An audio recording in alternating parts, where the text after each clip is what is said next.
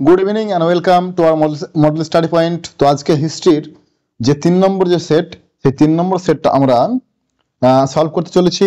তো সুতরাং প্রত্যেকবারের নেই এবারও কিন্তু তোমরা খাতা পেন এবং টেস্ট পেপার সামনে নিয়ে বসে যাও, আমাদের ক্লাস কিন্তু রেডি। তো দেখো বেশি না বকে প্রথম যে কোশ্চেন সেদিকে আমরা নজর দেব। প্রথম কোশ্চেন আছে যে লুভর মিউজিয়াম, ঠিক আছে, লুভর মিউজিয়াম অবস্থিত কোথায়? উত্তর হবে প্যারিসে, ঠিক আছে। তারপর দেখো রাজতরঙ্গিনী যে গ্রন্থে মূলত রাজতরঙ্গিনী গ্রন্থে মূলত যে অঞ্চলের ইতিহাস আছে তা হলো কাশ্মীর, ঠিক আছে। রাজতরঙ্গিনী কাশ্মীর, কলহনের লেখা। তারপর দেখো ভাস্কো ডা গামা ভারতের যে বন্দরে প্রথম পদার্পণ করেন সেটি হলো কালিকট বন্দর, ঠিক আছে, সেটা হলো কালিকট বন্দর। তারপরে চলে আসছে যে নানকিং এর সন্ধি কাদের মধ্যে স্বাক্ষরিত হয়? চীন ও ইংল্যান্ডের মধ্যে, গ্রেট ব্রিটেন ও চীনের মধ্যে নানকিং এর সন্ধি স্বাক্ষরিত হয়। 5 নম্বর বাংলার প্রথম স্বাধীন নবাব মুর্শিদ কুলি খাঁ, ঠিক আছে। এর উত্তর হয়ে যাবে যে মুর্শিদ কুলি খাঁ বাংলার প্রথম স্বাধীন নবাব, এবং যদি বলে বাংলার শেষ স্বাধীন নবাব তাহলে কিন্তু নবাব সিরাজউদ্দৌলা উত্তর হবে তখন। 6 নম্বর দেখো বোর্ড অফ রেভিনিউ গঠন করেন কে? না, এটা হবে Warren Hastings board of revenue গঠন করেন, ঠিক আছে। 7 নম্বর সিমনশিকের সন্ধি কত সালে স্বাক্ষরিত হয়? 1895 খ্রিস্টাব্দে কিন্তু সিমনশিকের সন্ধি স্বাক্ষরিত হয়। এরপর আমরা দেখে নেবো যে একটা স্তম্ভ দিয়েছে, এটা থাকবেই প্রত্যেকটা ক্ষেত্রে, তো এটা আমরা দেখে নেবো স্তম্ভটা। বগ এর সন্ধি একদম পাশাপাশি দেওয়া আছে।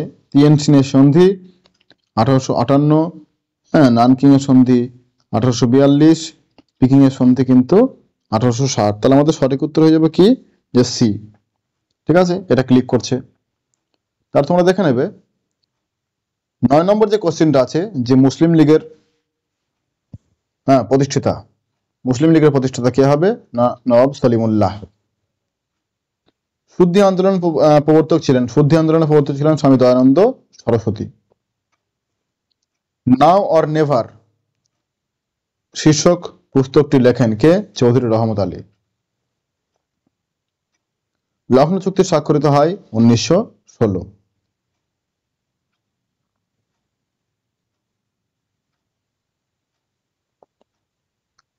তারপরে দেখে নাও যে ব্রিটিশ ভারতের প্রথম ভাইসরয় ছিলেন লর্ড ক্যানিং। আজাদ সরকার প্রতিষ্ঠিত হয় কোথায়? সিঙ্গাপুরে। দ্বিতীয় বিশ্বযুদ্ধের সময় মার্কিন রাষ্ট্রপতি ছিলেন রুজভেল্ট, ঠিক আছে। এবার আবার একটা আমাদের কি দেওয়া আছে, আমাদের স্তম্ভ দেওয়া আছে, সেই স্তম্ভটা আমরা মেলাবো। দেখো জেনারেল তোজো জাপান, হো চি মিন ভিয়েতনাম, চো এন লাই চীন, ডক্টর সুকর্ণ ইন্দোনেশিয়া। তাহলে আমাদের এখানে সঠিক উত্তর ডি ক্লিক করছে। তারপরে যে দিয়েন বিয়েন ফু এর ঘটনায় বিজয়ী ভিয়েতনাম সেনাপতি কে ছিলেন? এর আমরা জানি যে ফ্রান্সের সঙ্গে হয়েছিল দিয়েন বিয়েন ফুর যুদ্ধ, এখানে জেনারেল নগুয়েন গিয়াপ, ঠিক আছে। এখানে কিন্তু জেনারেল গিয়াপ কিন্তু ভিয়েতনামের সেনাপতি ছিলেন। তারপরে দেখো যে সুয়েজ খাল জাতীয়করণ করেন কে? গামাল আবদেল নাসের। পেরেস্ট্রাইকার প্রবর্তক হলেন মিখাইল গর্বাচেভ। প্যাট্রিক লুমুম্বা যে রাষ্ট্রের প্রধানমন্ত্রী ছিলেন সেটা হচ্ছে কঙ্গো। ঢাকায় 1985 খ্রিস্টাব্দে সার্ক এর ধারণা যার মস্তিষ্ক প্রস্তুত তিনি হলেন ডক্টর জিয়াউর রহমান। ভারতের পরমাণু শক্তি কমিশনের প্রথম চেয়ারম্যান হোমি জাহাঙ্গীর ভাবা। নিয়ন্ত্রিত গণতন্ত্র ধারণাটি প্রথম কোন ব্যক্তির সঙ্গে সম্পর্কিত? সেটা হলো ডক্টর সুকর্ণ। আমাদের লাস্ট কোশ্চেন যেটা, ভারতের সংবিধান কবে কার্যকরী হয়? এটা আমরা রাষ্ট্রবিজ্ঞানও পেয়েছি। এটা ভারতের সংবিধান 1950 সালে 26শে জানুয়ারি কিন্তু কার্যকর হয়, এবং যদি এবার কবে গ্রহণ করা হয় সেটা উত্তর হয়ে যাবে না 1949 সালে 26 নভেম্বর, এটা কিন্তু গ্রহণ, ঠিক আছে। যাতে গণপরিষদ দ্বারা গ্রহণ করা হয় এবং কার্যকরী হয় কিন্তু 1950 সালে 26শে জানুয়ারি। এইবার তোমাদের যে এসিকিউ কোশ্চেন গুলো আছে সেই এসিকিউ কোশ্চেন গুলো তোমাদের লিখে নিতে হবে খাতায়। দেখো, মুক্তদার নীতিকে অদৃশ্য সাম্রাজ্যবাদ কে বলেছেন? মুক্তদার নীতিকে অদৃশ্য সাম্রাজ্যবাদ বলেছেন পণ্ডিত জওহরলাল নেহেরু। ঠিক আছে, তাহলে দেখো ভারতের কোন কোন স্থানে পর্তুগিজদের ঘাঁটি ছিল? ভারতের কোন কোন স্থানে? হুগলি, বোম্বাই, কোচিন এবং আরেকটা সেটা হচ্ছে বেসিন। ঠিক আছে, এই জায়গাগুলোতে কিন্তু পর্তুগিজদের ঘাঁটি ছিল। তারপরে দেখো, জে এ হবসনের লেখা গ্রন্থের নাম কি? ইম্পেরিয়ালিজম আ স্টাডি। IMPERIALISM, ইম্পেরিয়ালিজম আ স্টাডি, STUDY। এটা কিন্তু জে এ হবসনের লেখা। ঠিক আছে, তারপরে দেখো অথবাটা মার্কেন্টাইলবাদ কি? মার্কেন্টাইলবাদ কি এর উত্তরটা একটু বড় হবে, তোমরা খাতায় লিখে নেবে। দেখো কি আমি কি বলছি। 16 শতক থেকে অষ্টাদশ শতকের শেষার্ধ পর্যন্ত বহির্দেশের ইউরোপীয় রাষ্ট্রগুলি বাণিজ্য পদ্ধতির একটি বিশেষ দিক বা নীতি হলো মার্কেন্টাইলবাদ। আরেকবার বলে দিচ্ছি, 16 শতক থেকে অষ্টাদশ শতকের শেষার্ধ পর্যন্ত বহির্দেশের ইউরোপীয় রাষ্ট্রগুলির বাণিজ্য পদ্ধতির একটি বিশেষ দিক বা নীতি হলো মার্কেন্টাইলবাদ। ঠিক আছে, এবার আমরা দেখে নেব যে অন্ধকূপ হত্যা। ঠিক আছে, এবার আমরা দেখে নেব অন্ধকূপ হত্যা কি। দেখো, অন্ধকূপ হত্যা ব্রিটিশ একজন কর্মচারী ছিলেন যার নাম হলওয়েল।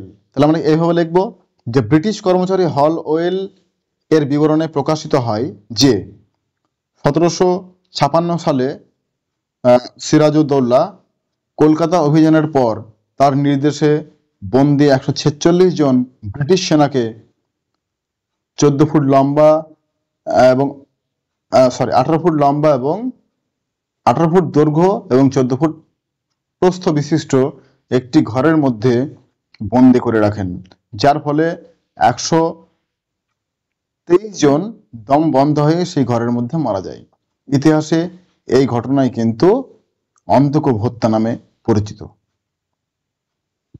ঠিক আছে, এবার তোমরা দেখবে যে কোন ভূমি ব্যবস্থায় জমিদারের জমির উপর মালিকানা সত্ত্ব দিয়েছিল। এটা হবে চিরস্থায়ী বন্দোবস্ত। ঠিক আছে, এটা সঠিক উত্তর হয়ে যাবে চিরস্থায়ী বন্দোবস্ত।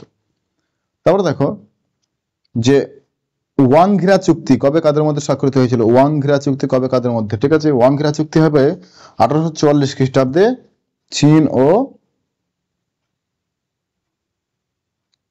মার্কিন। ঠিক আছে, 1844 খ্রিস্টাব্দে চীন ও মার্কিনের মধ্যে কিন্তু ওয়াংঘিরা চুক্তি স্বাক্ষরিত হয়েছিল। তারপরের কোশ্চেন আমরা চলে যাব যে শ্রীরামপুর ত্রয়ী কাদের বলা হয়। দেখো, শ্রীরামপুর ত্রয়ী কাদের বলা হয়, এটা আমরা উত্তরটা লিখে নেব যে উইলিয়াম কেরি, উইলিয়াম ওয়ার্ড ও জোয়ান মার্সম্যান। ঠিক আছে, তাহলে উইলিয়াম কেরি, উইলিয়াম ওয়ার্ড ও মার্সম্যান এই তিনজন কিন্তু শ্রীরামপুর ত্রয়ী নামে পরিচিত ছিল। তারপর আমরা দেখে নেব যে চুইয়ে পড়া নীতি বলতে কি বোঝে। দেখো, চুইয়ে পড়া নীতি এটাও একটু বড় হবে। মেকলের বক্তব্য,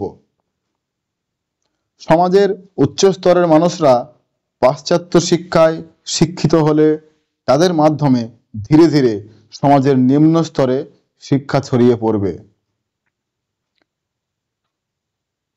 ঠিক আছে, এই যে তার ফলে সমাজের নিম্ন স্তরের মানুষরাও শিক্ষিত হয়ে উঠবে, এই পদ্ধতি বা এই নীতি চুইয়ে পড়া নীতি বা ডাউনওয়ার্ড ফিল্ট্রেশন থিওরি নামে পরিচিত। ঠিক আছে, এবারে দেখো অতবার কোশ্চেনটা যে চার্লস উড কে ছিলেন? চার্লস উড, এটা আমরা বলবো স্যার চার্লস উড ছিলেন বোর্ড অফ কন্ট্রোলের সভাপতি। 1854 সালে তিনি তার শিক্ষা সংক্রান্ত নির্দেশনামা জারি করেন, যা উডের ডেসপেজ নামে পরিচিত। এখানে সমস্ত বর্ণনাটাই কিন্তু দেওয়া হয়ে গেল। এবারে দেখো যে পতিদার কাদের বলা হয়, এটা আমি আগেও বলেছিলাম যে পতিদার কাদের বলা হয়, আগের সেটেও আছে যে গুজরাটের একটি মোড়ল, ঠিক আছে, পতিদার। গুজরাটের একটি মোড়ল বা আধিপত্যকারী সম্প্রদায় পতিদার নামে পরিচিত ছিল। ঠিক আছে, 9 নম্বর যে কোশ্চেনটা আছে সেটা দেখো, সিমলা সাক্ষাৎকারে প্রতিনিধি দলের নেতৃত্ব দেন কে? এটা সঠিক উত্তর হয়ে যাবে আগা খাঁ। ঠিক আছে, তারপরে দেখো, তারপরে কোশ্চেনটা কি আছে, যে 76-এর মন্বন্তর, যে 76-এর মন্বন্তর হয়েছিল, বিংশ শতকে 76-এর মন্বন্তর, ভেরি ইম্পর্টেন্ট।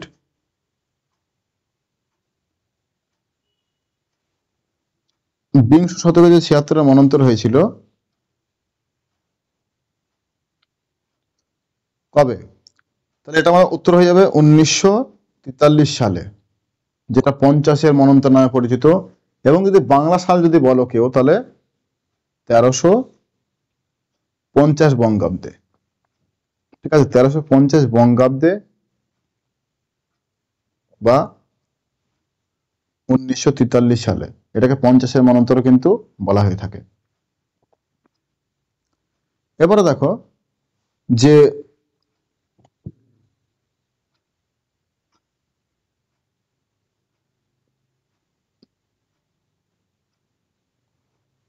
পুনা চুক্তি কবে কাদের মধ্যে স্বাক্ষরিত হয়? এটা 1932 সালে। ঠিক আছে, 1932 সালে ডক্টর বি আর আম্বেদকর ও গান্ধীজির মধ্যে পুনা চুক্তি স্বাক্ষরিত হয়। তাহলে দেখো, সুভাষচন্দ্র বসু কাকে পূর্ব এশিয়া ভারতের স্বাধীনতা আন্দোলনের জনক বলেছেন? এটা সঠিক উত্তর হয়ে যাবে রাসবিহারী বসু। রাসবিহারী, ঠিক আছে, রাসবিহারী বসু কিন্তু। তারপরে দেখো যে মন্ত্রী মিশন বা ক্যাবিনেট মিশনের 3 জন সদস্যের নাম। নাম্বার 1 কি লিখবে?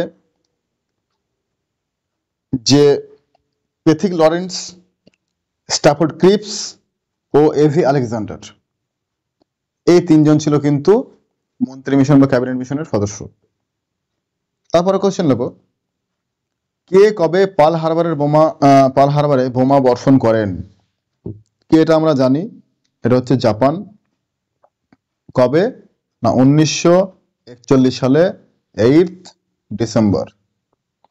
ঠিক আছে, 1941 সালে 8ই ডিসেম্বর কিন্তু জাপান হাওয়াই দ্বীপের, যেটা মার্কিনের আন্ডারে ছিল, সেই হাওয়াই দ্বীপের পার্ল হারবার বন্দরে কিন্তু আক্রমণ চালায়। তারপরে কোশ্চেন দেখো, কেন্নানের বেষ্টনী নীতি। এটা আমি বলবো, কেন্নানের বেষ্টনী নীতি তোমরা একটু লিখে নেবে। দেখো, সোভিয়েত সাম্যবাদ গতিরোধ করার জন্য মার্কিন কূটনীতিবিদ জর্জ এফ কেন্নান মার্কিন সরকারকে পরামর্শ দেন যে মার্কিন সরকারের উচিত সোভিয়েত প্রভাব যে সকল অঞ্চলে বিদ্যমান তাকে সেখানেই সীমাবদ্ধ রাখা। এই যে নীতি, এই সীমাবদ্ধ রাখার নীতিটি কিন্তু কেন্নানের বেষ্টনী নীতি নামে পরিচিত। ঠিক আছে, তাহলে এটা হয়ে গেল। এরপর আমরা একটা কোশ্চেন দেখে নেব, সেটা হচ্ছে ন্যাটো। ন্যাটোর পুরো কথা কি? N for north, A for Atlantic, T for treaty, O for organisation. Organisation, ঠিক আছে, নর্থ আটলান্টিক ট্রিটি অর্গানাইজেশন। ঠিক আছে, ন্যাটো। কিন্তু এখানে কোশ্চেন হলো এর অন্তর্ভুক্ত দেশগুলির নাম উল্লেখ করো। কিছু দেশের নাম আমরা উল্লেখ করে দেবো ন্যাটো দেশের অন্তর্ভুক্ত, যেমন ধরো মার্কিন যুক্তরাষ্ট্র, France, England, Canada, Norway, Sweden, এসব দেশগুলো কিন্তু ন্যাটোর অন্তর্ভুক্ত। ঠিক আছে, তারপরে দেখো যে ফিদেল কাস্ত্রো কে ছিল? ফিদেল কাস্ত্রো, ঠিক আছে, এটা আমরা কি উত্তর বলবো যে ফিদেল কাস্ত্রো কে ছিলেন? এটা আমরা উত্তর বলবো যে কিউবার জাতীয়তাবাদী নেতা ও কমিউনিস্ট পার্টির প্রথম সম্পাদক ছিলেন ফিদেল কাস্ত্রো। তারপরের কোশ্চেন, তৃতীয় বিশ্ব বলতে কি বোঝো? ঠিক আছে, তৃতীয় বিশ্ব বলতে কি বোঝায়? দেখো, এশিয়া, আফ্রিকা ও ল্যাটিন আমেরিকার সদ্য স্বাধীনতা প্রাপ্ত দেশগুলিকে তৃতীয় বিশ্বের দেশ নামে নামে পরিচিত। ঠিক আছে, অথবা কোশ্চেন আছে যে বেন বেল্লা কে ছিলেন? আলজেরিয়ার স্বাধীন আলজেরিয়ার প্রথম রাষ্ট্রপতি ছিলেন Ben Bella. Last but not the least যে কোশ্চেন সেটা হলো স্বাধীন ভারতের প্রথম নির্বাচন অনুষ্ঠিত হয় কত সালে? 1951 সাল, 52 সাল দেওয়া মানে ধরা হয়।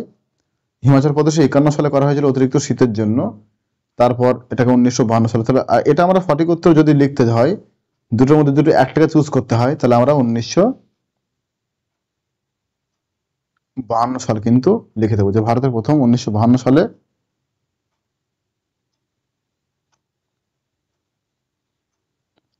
প্রথম সাধারণ নির্বাচন অনুষ্ঠিত হয়। তাহলে এই ছিল আজকে আমাদের 3 নম্বর সেটের সমাধান। তো চলো দেখা হবে আবার পরের ভিডিওতে। Tata, good night.